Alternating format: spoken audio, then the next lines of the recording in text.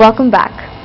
South Africa's High Court is expected to decide on whether to release a corruption report believed to be highly critical of President Jacob Zuma's close relations with a wealthy family.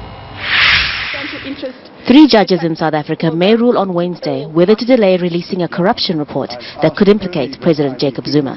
It's yet another scandal, one that involves Zuma's close friends, the Indian-born Gupta family. Zuma's lawyers say the president is asking for time to interview witnesses and give evidence before the report is made public. Procedural requirements were not followed. The public protector has agreed with that. And it's on that basis that we say any order here will not have a direct and substantial interest on any of the intervening parties. The Guptas have been accused of influencing the hiring and firing of cabinet ministers. President Jacob Zuma has become too skilled at delaying court processes. He permanently obfuscates issues. He permanently avoids the law and justice. You know, when we took him on the case about him stealing money from the arms deal, he's taken us years to get to court. There are calls from some within the ruling ANC-led government for a change in leadership. Zuma supporters say the Guptas and Zuma are being unfairly targeted by white capital who may not want new players on the scene. South Africa is captured by white monopoly capital, and they're doing everything they can to maintain their wealth and to keep black people in this country poor. We're sitting with South Africa where we're sitting with a stock exchange of some 15 trillion rand. Of that, 35% is internationally owned. Black people of this country own only about 3%. President Zuma came into power in 2009. Since then, he has survived numerous corruption scandals. Some opposition leaders say if President Zuma is implicated in the report, they will take him to court and demand he is charged with corruption. Zuma and his wealthy friends say they've done nothing wrong. Haru Matasa, Al Jazeera, Pretoria. John Penny, 25, allegedly stole a police car after an officer left the keys in the vehicle and proceeded to live stream the 40-minute chase.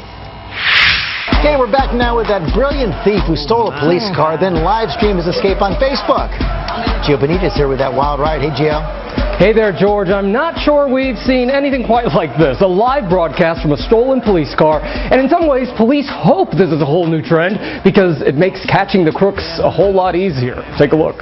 If you don't believe me right now, look, check it out. I'm in the cop car. Where's my sirens at? That's 25-year-old John Penny moments after he allegedly stole a police car in Tulsa, Oklahoma Monday. Got cops behind me.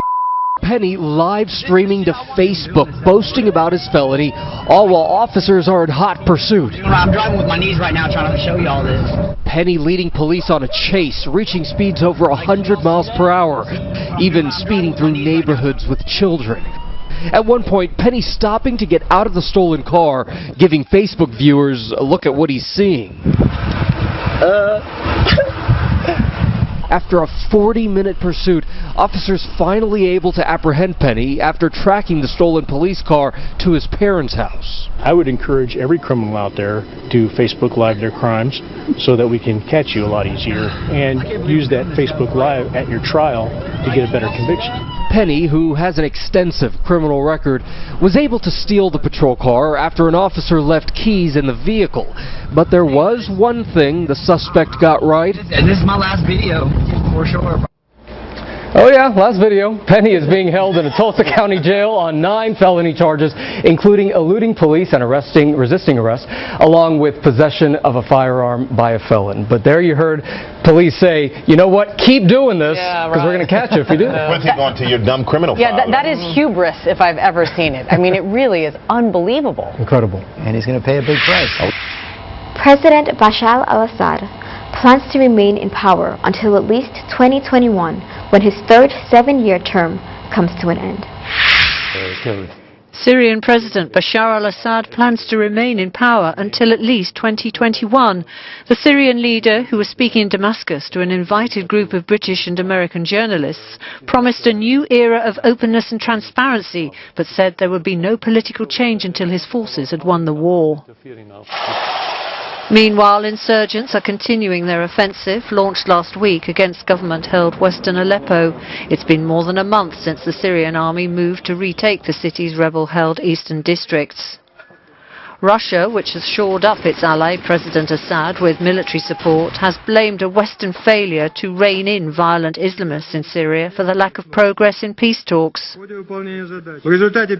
As a result, Russia's defense minister said the prospects for the start of a negotiation process are postponed for an indefinite period. Since mid-October, Russia and its Syrian allies say they've halted air attacks on Aleppo and blame rebels for any civilian deaths. Western governments say the airstrikes have continued. The UN has accused the Syrian government and rebels of committing war crimes in the battle for the city. Russian President Vladimir Putin is specifically targeting software giant Microsoft for its alleged ties to U.S. intelligence. Over the last several months, Vladimir Putin has engaged in a series of provocative moves, according to the U.S. government, from interference in the U.S. election to nuclear saber-rattling. Relations between Russia and the U.S. are at a low point. I think we're at the lowest ebb since the end of the Cold War in terms of our relations with Russia. Putin, as an old KGB officer, views the world as a zero-sum game between Russia and the United States. Whatever is good for the United States is bad for Russia and vice versa. And now Russia is opening up a new front, going after American companies. A senior U.S. intelligence official tells NBC News that Vladimir Putin is specifically targeting software giant Microsoft. Why? Not only because they are the most prominent American company in the IT space, but they are also known to the Russian people and businesses as an easily understood collaborator with U.S. intelligence. In a statement to NBC News, Microsoft says, "We don't spy on anyone. We don't work with any government to spy on others, and we never would." But Putin is pushing to rid the country of all foreign software in both the government and in state-controlled companies. And it's already begun, with the Moscow city government weaning itself off Microsoft to be replaced by Russian products. If Putin gets his way, Microsoft Office and Windows will be banned. It is a signal that the Russians really mean business now about nationalizing the internet and making sure that they can create their own secure content.